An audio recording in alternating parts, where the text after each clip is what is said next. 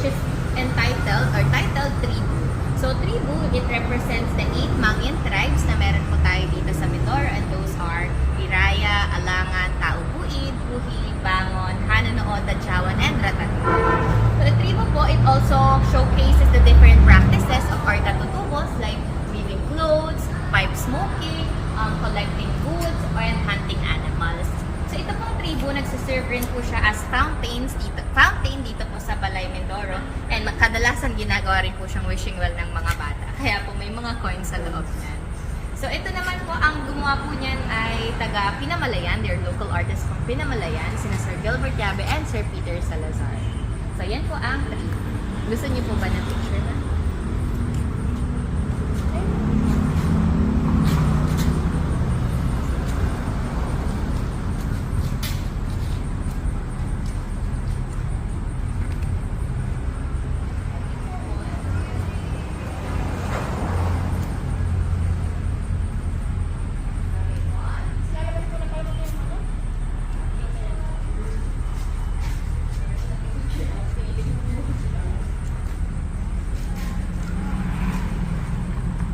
So Balay Mindoro po is actually an events place. So we hold several kinds of gatherings here like weddings, birthdays, Christmas parties, reunions, seminars, and all.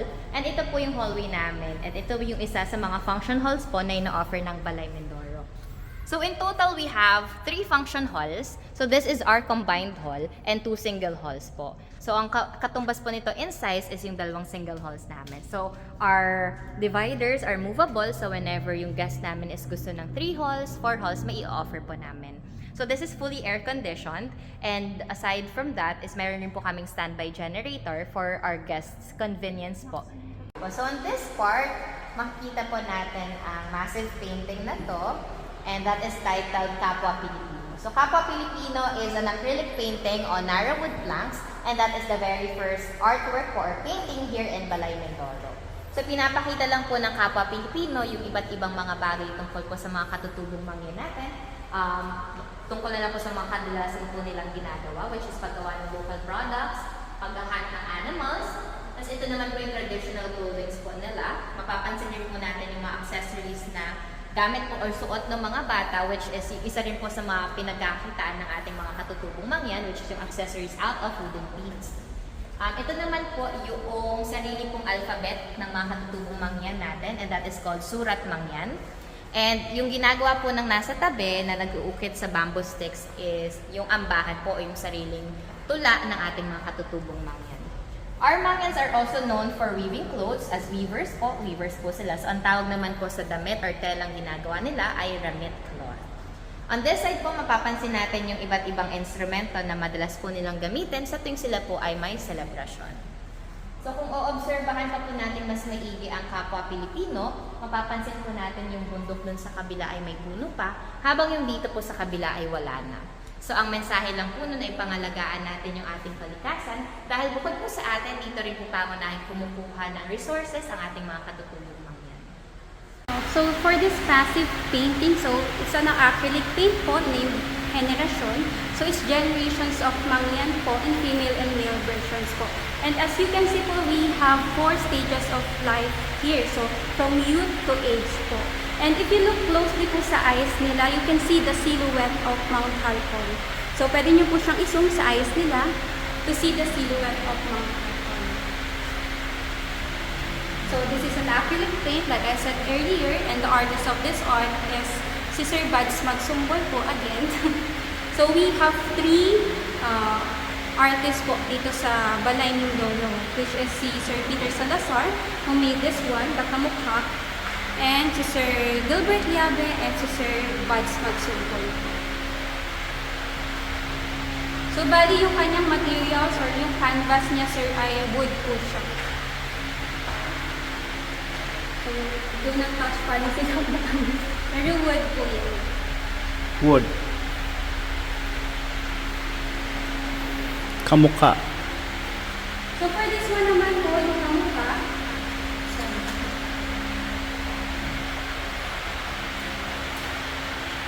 Ito po yung kamukha, sir. So that one naman po is made of air dry clay. and a series of portrait sculpture depicting 8 faces of Mangyan po, or 8 face, what do you call this, yung different facial expression. So, a gentle reminder to all of us that no matter what gender or what race you are, so we have all same ano po, parang same pananaw, right? Same sa most of the time ng mga Ilonggo, Yeah. kay Visayas po, ganun po. And for the logo naman po that we have at the top po, yan naman po is symbol of P of life po. Oh, yeah. Yes po. And also idea and concept by the owner. Siya po Pa rin. lang nakaisip niya. Work po is called Pamilya. So that is a paper cut artwork po, and that is the longest paper cut artwork po in the Philippines po. So bali yung gumawa niyan is yung mismong founder, and yung artist po namin dyan is si Sir Bads Magsumbol po. So it took 9 months po para matapos siya. So kaya po siya Pamilya, so it represent the daily lives of the family of our indigenous people. And if you look closely po sa mga details nila, you can see their cultures and traditions po. So we have baskets and also the simbolong pakudos of our Mangyan's po. And you can also see the itak.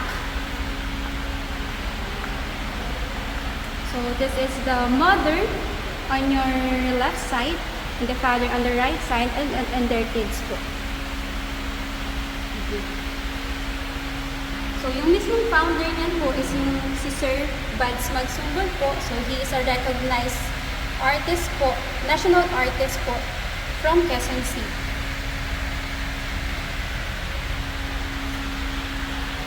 So bali siya po ay manong-manong ginawa dito.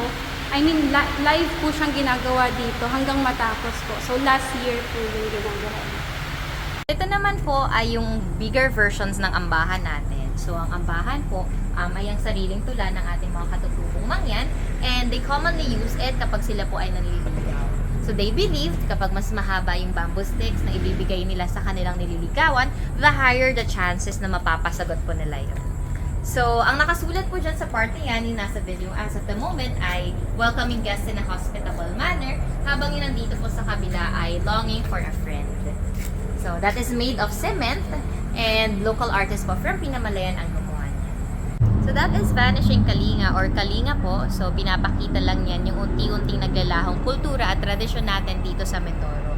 So, makikita po natin dito yung ating Tamaraw, na unti-unti na rin po siyang naglalaho kasi given sa mga patuloy na pag-hunt natin sa ating Tamaraw, unti-unti na pong nauubos ang kanilang bilang, making them an endangered species. Ayan po. So, ito naman pong nasa gitna is yung basket po or yung local product ng ating mga katutubong Mangyan. On that art po, makikita natin na unti-unti na siyang nasisira kasi hindi na po siya gaanong tinatangkilik ng mga tao. And lastly po, our Mangyan himself, unti-unti na rin po siyang naglalaho kasi given nga po sa mga pagbabago ng ating society, napipilitan po silang kalimutan ang kanilang kultura at tradisyon para makibagay. Yun na rin po kasi ang reason din kung bakit sila nadidiskrimina kasi a lot of people do not realize na yung culture at tradition po nila is maiiba po talaga sa atin kasi may sarili po silang mga kinalakihan and practices. But that doesn't make them different naman po.